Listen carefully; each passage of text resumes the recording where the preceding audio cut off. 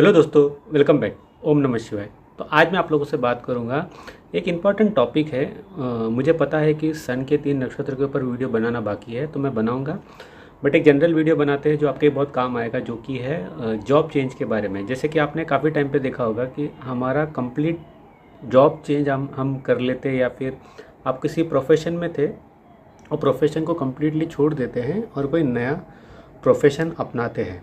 तो उसमें रिस्क भी ये रहता है कि काफ़ी टाइम पे आपने कोई प्रोफेशन लेके चल रहे थे और कोई नए प्रोफेशन में जाने पे वो एक्सपीरियंस नहीं रहता, बट वो आपका हॉबी था या आपका एक टाइम पे एक गोल था, या तो फिर आपका एक सपना था वो प्रोफेशन में जाने का। उसे हम फुलफ़िल कर पाएंगे कि नहीं।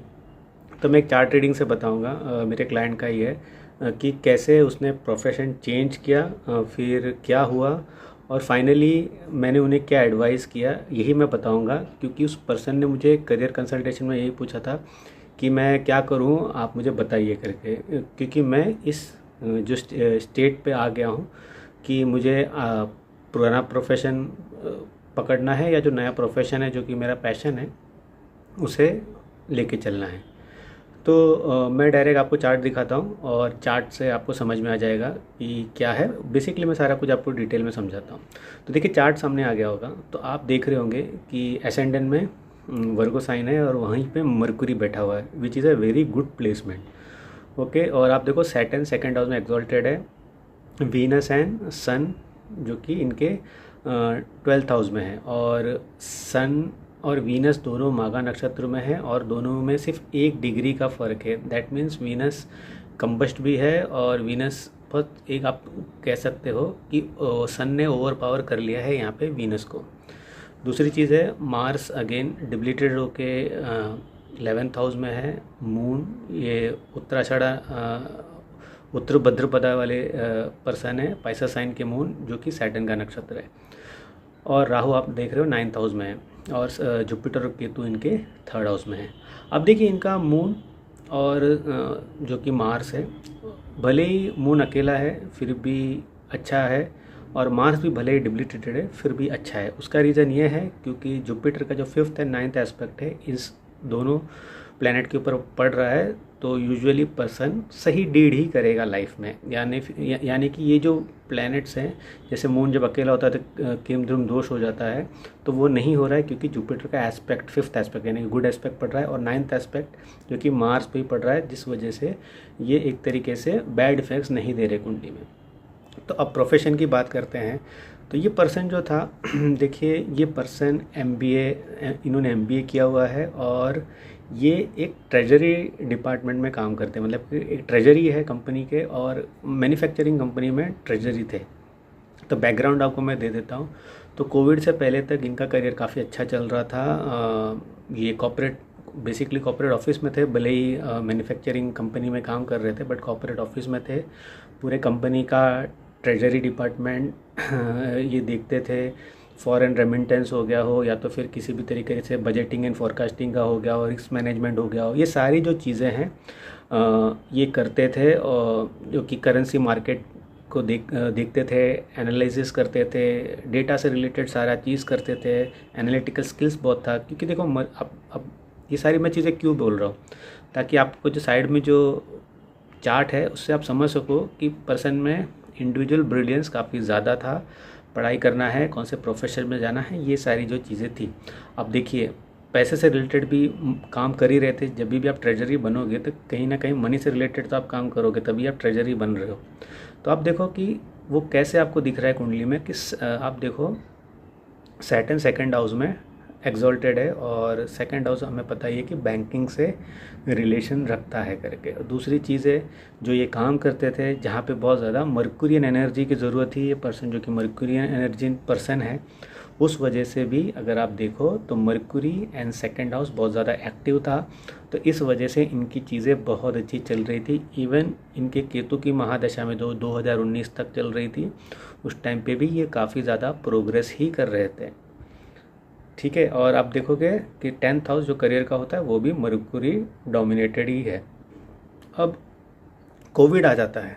कोविड आ जाता है, घर पे बैठते हैं, तब ये सोचते हैं कि जैसे सब लोग सोच रहे थे कि हमें कुछ और ज़िंदगी में करना चाहिए, हमारे अभी हॉबीज़ पे काम देना चाहिए, काम करना चाहिए, ज़िंदगी कब ख़त्म हो जाए पता नहीं। तो ये ज़रा सिनारियो क्रिएट होने लगता है और उसी टाइम पे इनकी वीनस की महादशा भी शुरू हो जाती है। तो ये सोचते हैं कि अब मैं कुछ क्रिएटिव वर्ल्ड में जाऊंगा, उन्हें एक्टिंग का शौक़ था तो मैं एक्टिंग करूंगा। अब चीज़ें ऐसी हो गई, वीनस की महादशा भी आ गई, चीज़ें ऐसी हो गई कि घर में बैठे बैठे कुछ एक्टिंग का ऑफ़र भी आया। बेसिकली इन्होंने कुछ चीज़ें अपलोड की थी जो कोई प्रोडक्शन हाउस को पसंद आ गई, इन्हें OTT प्लेटफॉर्म पे भी कुछ वेब सीरीज़ में काम करने का मौका मिला, कुछ एड्स भी इनको मिल गए। तो इनको लगा यही तो ज़िंदगी है, अब यही सारा कुछ है करके इन्होंने वो जॉब जो कॉर्पोरेट जॉब था जहाँ पे काफ़ी टाइम से 12 साल से काम कर रहे थे वो छोड़ दिया। यहाँ पे एक्टिंग करने लगे, थोड़ा बहुत फेम उनको मिलने लगा, बट उसके बाद सब बंद हो गया। ऐसा बंद हुआ कि वो जो खुद के घर में, उनका जो खुद का घर था, जो उन्होंने काफ़ी पैसे वाला घर है उनका, वो उनको रेंट पे देना पड़ा और अभी अपने फैमिली यानी कि अपनी वाइफ के साथ वो एक छोटे से घर में जाके रह रहे हैं ताकि जितना हो सके खर्चा कम हो। अब उनका वो क्या कैलकुलेशन है मैं उस पर नहीं जाऊंगा, ना मैंने उनसे पूछा है, बट उन्होंने मुझे ये चीज़ बताई। तो उनका अभी फाइनली ऐसा है कि 1 साल से ऐसा कुछ है नहीं, एक्टिंग में बहुत ट्राई कर रहे हैं, कुछ हो नहीं रहा है। तो उन्होंने यही पूछा कि ऐसा क्यों हुआ, क्या रीज़न है और मुझे क्या ऑप्ट करना चाहिए।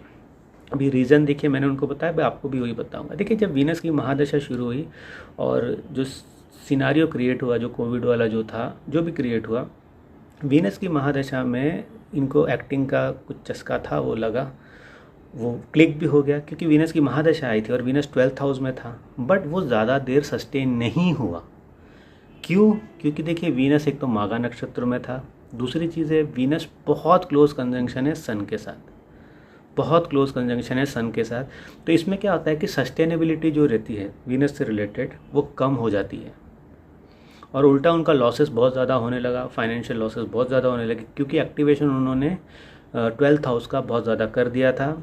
इवन वाइफ भी उनको छोड़ के जाने वाली थी, बट कैसे कैसे उन्होंने कंसोल किया, बोला नहीं मैं देखता हूँ, मैं कॉर्पोरेट ऑफिस का ही देखता हूँ। तब जाके वाइफ मानी, बोली ठीक है तुम जॉब देखो, अदरवाइज़ उनका ऑलमोस्ट मैरिज भी ब्रेक पे आ गया था। अब जब आप ऐसे करियर में पैराडाइम शिफ्ट करते हो तो आपको ये देखना बहुत ज़रूरी होता है कि क्या स्ट्रॉन्ग पॉइंट है वो पैराडाइम शिफ्ट के लिए आपका करियर। यानी कि अगर आपको क्रिएटिव फील्ड में जाना है, आपका वीनस कितना स्ट्रॉन्ग है ये आपको बहुत देखना ज़रूरी है। आपका एसेंडेंट और त्रिकोण और आपका 10th हाउस ये कितना स्ट्रॉन्ग है आपको बहुत देखना ज़रूरी है। अगर ये सपोर्टिव है और जो आपको एम्बिशन से रिलेटेड कोई भी जॉब करना है या काम करना है तब आप कीजिए। हो सकता है कि हम बहुत लोग करते हैं ना कि घर वालों का सुन के हम इंजीनियरिंग कर लेते हैं, इंजीनियरिंग ये करते हैं, बट हम एक बार जब स्टेबल हो जाता है, घर वाले खुश हो जाते हैं, फिर हम एक अलग प्रोफेशन में जाते हैं जहाँ पे हम बहुत अच्छा बूम करते हैं क्योंकि कभी ना कभी वो कुंडली भी आपको सपोर्ट कर रही होगी।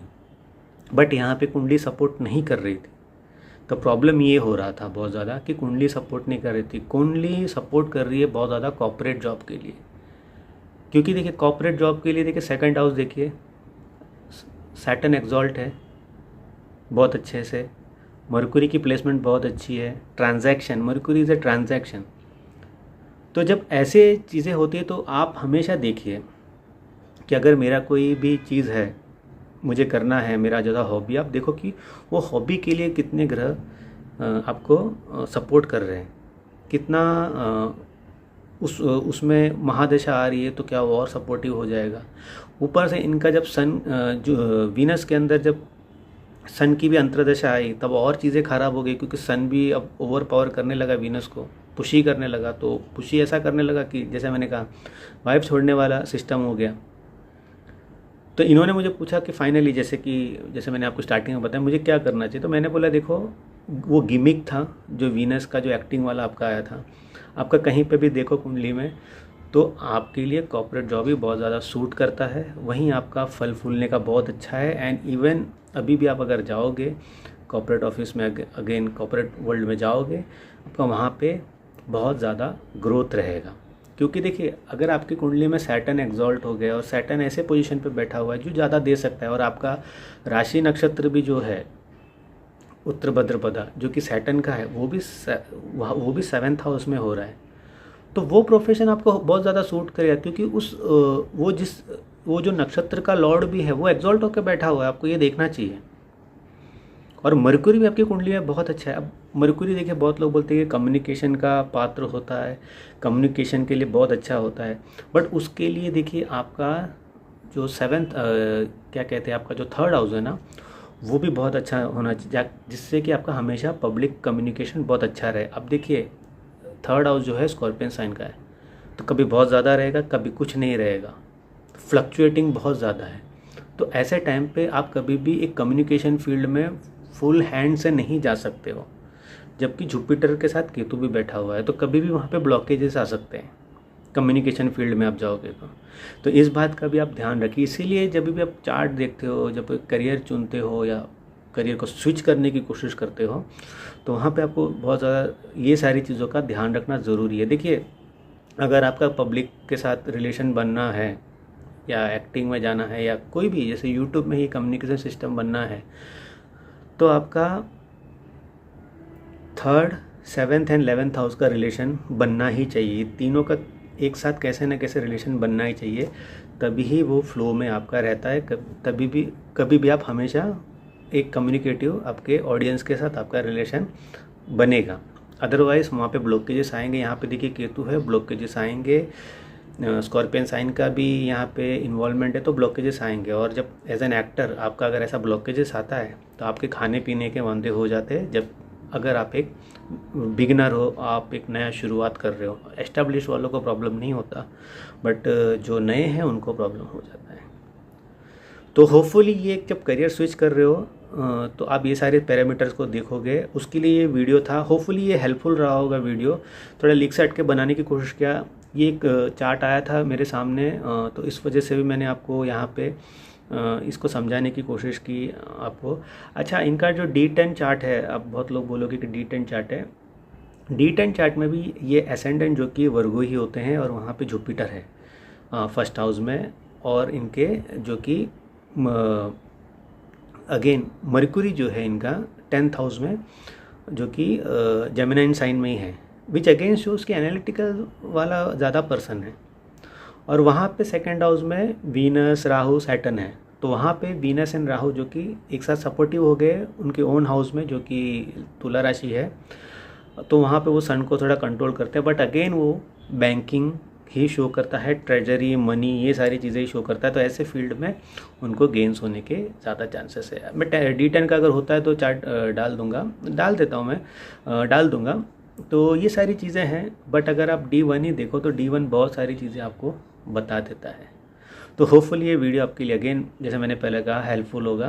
कंसल्ट करना है तो व्हाट्सअप नंबर है, आप वहाँ मुझे मैसेज कर सकते हैं कैसे कंसल्ट लेना है। तो अगले वीडियो तक मुझे इजाज़त दीजिए।